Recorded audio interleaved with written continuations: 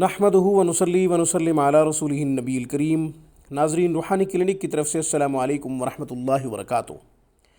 ناظرین، جو خواب میں ڈر جاتا ہو، خوف محسوس کرتا ہو، چونک کے اٹھ جاتا ہو، چاہے وہ بچہ ہو یا بڑا ہو، اس کے لیے ایک خوبصورت دعا، ایک خوبصورت وظیفہ آپ کی خدمت میں پیش کرتے ہیں۔ اس سے پہلے کہ وظیفہ اور طریقہ عرض کریں، آپ ہمارے چینل روحانی کلینک کو سبسکرائب کریں۔ ہماری تمام ویڈیوز کی اپڈیٹ حاصل کرنے کے لیے گھنٹی کے بٹن کو دبا دیں تاکہ ہماری ہر آنے والی نئی ویڈیو کا نوٹیفیکیشن سب سے پہلے آپ کو ملا کرے۔ گھر بیٹھے مذہبی تعلیمات حاصل کرنا چاہیں یا قرآن کریم کو تجوید سے پڑھنا چاہیں یا پھر ترجمہ و تفسیر پر مبنی تعلیم قرآن کریم کو سیکھنا مقصود ہو، سمجھنا مقصود ہو، تو ہمارا بہترین سٹاف دینی خدمات میں شب و روز مصروف عمل ہے۔ اسلامی تعلیمات کے حصول کے لیے ہمارے نمبروں پہ 24 گھنٹے ہم سے رابطہ کیا جا سکتا ہے۔ ناظرین، جو کوئی خواب میں ڈر جاتا ہو، خوف محسوس کرتا ہو، چونک کے اٹھ جاتا ہو، چاہے وہ بڑا ہو یا بچہ ہو، اسے چاہیے کہ رات کو سونے سے پہلے یہ کلمات 3 مرتبہ پڑھ لیا کریں۔ انشاءاللہ ڈر نہیں ہوگا، خوف نہیں ہوگا، اور خواب میں کسی قسم کی کوئی ایسی کیفیت نہیں ہوگی جس سے اچانک اٹھ جائے یا چونک کر اٹھ کے بیٹھ جائے، اس طرح کی کیفیت نہیں ہوگی۔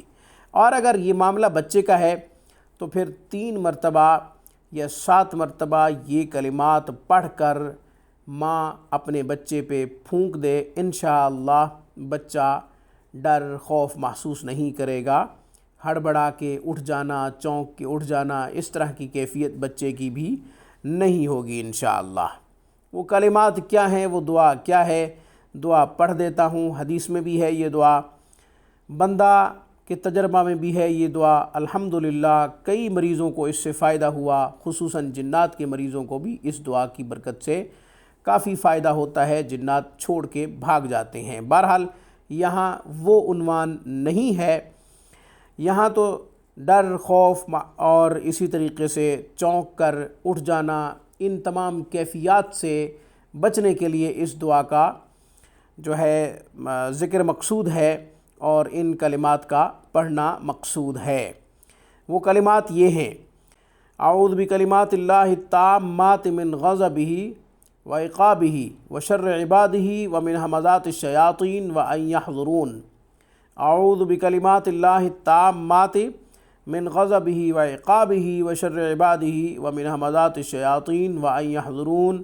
یہ دعا 3 مرتبہ 7 مرتبہ پڑھ لیا کریں، انشاءاللہ خوف، ڈر وغیرہ نیند میں محسوس نہیں ہوگا اور بے خوابی نہیں ہوگی، انشاءاللہ اچانک نیند سے جاگ نہیں ہوگی، برے خواب نہیں آئیں گے۔ برے خوابوں کی وجہ سے بھی جب جاگ ہو جاتی ہے، نیند سے بیداری ہو جاتی ہے، تو پھر نیند نہیں آتی، پوری رات انسان جاگتا رہتا ہے۔